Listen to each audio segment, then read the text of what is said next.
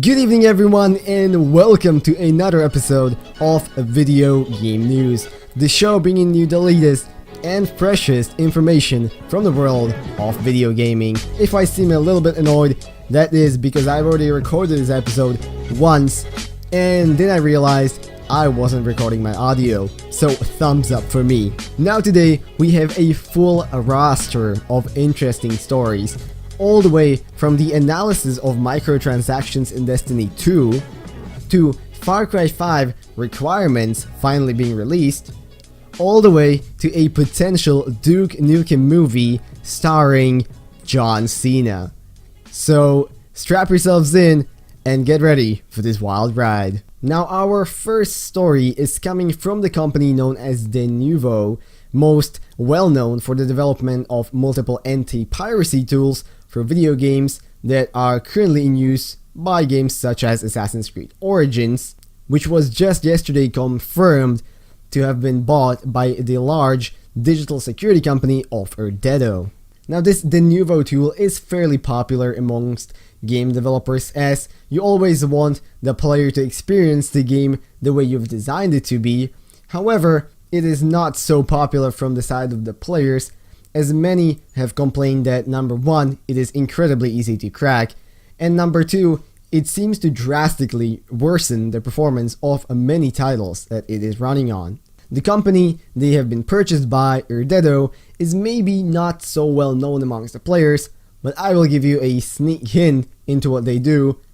They tried to ban Overwatch porn from the internet, and it clearly didn't work. So even though these two companies might not be as popular amongst the players and are currently striving to get as successful as possible, I personally wouldn't be too worried because it will most likely not affect us in any major way in the near future. And next up, some analysis from Wall Street have taken a look at Destiny 2 and its microtransactions, and surprise, it's not looking very good. From the words of a Wall Street market analyst, Destiny 2 is currently not in a good spot, mostly because the player base seems to be fading and falling off both in-game and as viewership on Twitch and YouTube.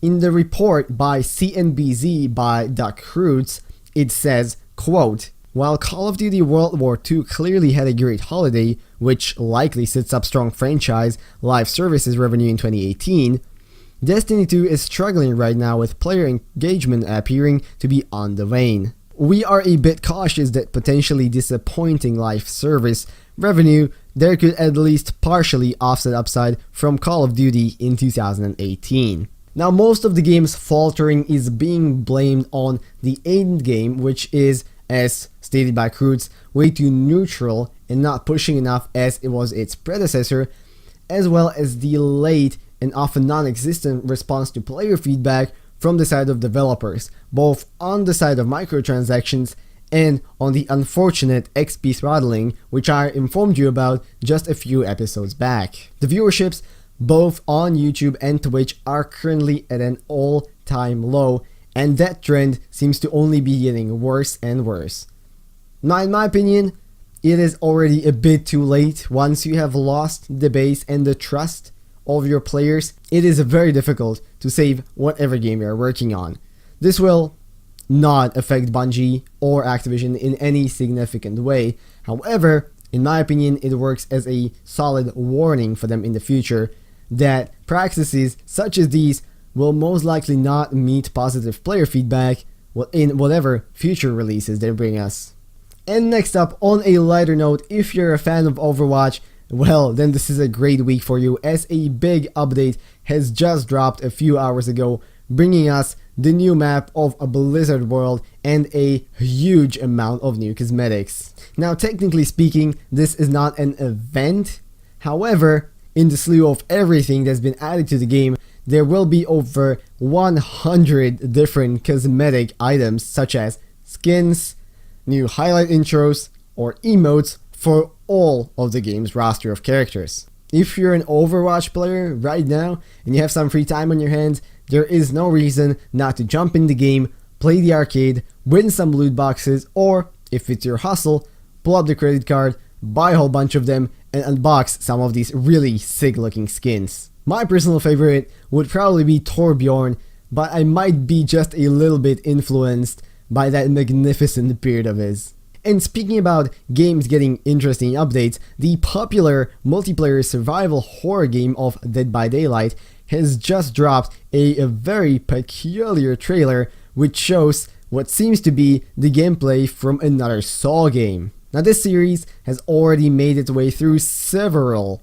movie franchises, including the Texas Chainsaw Massacre and A Nightmare on Elm Street, so it is no surprise that the next stop is gonna be the gruesome and torturous world of Saw. This new so-called Saw chapter will be adding a new survivor, as well as a new killer, this being the pig, each with 3 unique perks for the players to choose from. It will also include a new map called the Gideon Meat Plant, which is just a wonderful name and definitely a place I would love to visit on a holiday. So, if you're a Dead by Daylight fan, there is absolutely no reason not to jump on Steam and play this new update. However, as all of the previous updates have been priced around $5 to $7, you should probably expect a very similar price from when it will drop later today. Now this next one, I did not want to believe when I first saw it, but it looks like there might be a Duke Nukem movie on the way with, get this, John Cena as the main cast. Now none of this is fully confirmed yet. We know that right now there are multiple negotiations being done, and there is still a lot about this movie that's out in the wind. However, a few things that we know is that the director nor the writer have been picked yet, but the studio that's going to be responsible for producing it will be Platinum Dunes, which is operated by the infamous Michael Bay, which in retrospect might not even be such a bad pick. Now I personally, just as many others, was kind of surprised by why they would choose to dig up the corpse of the Duke Nukem franchise right about now, especially after the colossal failure of Duke Nukem Forever. But as always, I will try to keep my mind open, and who knows, maybe the movie will be great and it will stop the ongoing trend of video game movies being absolutely horrible. Or maybe it won't. And finally, even though Far Cry 5 is still a few months off, the developers knew that you were probably gonna want to update that computer of yours, and they have released the minimal as well as the optimal hardware requirements for the game. And let me just tell you, it's gonna be one hell of a powerhouse. Now the specifications they've released range all the way from the minimum, which is 720p at the lowest settings, all throughout the recommended 1080p at 60 FPS, all the way to the so-called 4K wowzers, which is 2160p at 60 FPS with the highest possible settings. And let me tell you, just to run this puppy, you would need a GTX 1080 SLI setup for your video card in the computer, which is absolutely and definitely not a cheap setup to have. So, unless you're a crazy powerhouse maniac, you're probably not going to be running the 4K wowzers version.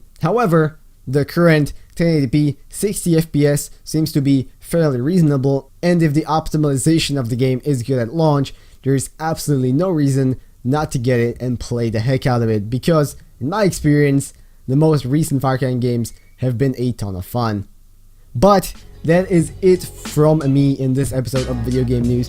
I hope you guys enjoyed, and I hope you're just a bit more informed about the world of video games. If you did, maybe check back in for more, leave a like, leave a comment, or potentially subscribe. I wish you all a beautiful rest of today, and I'm gonna see you all in whatever next video I make. Bye bye.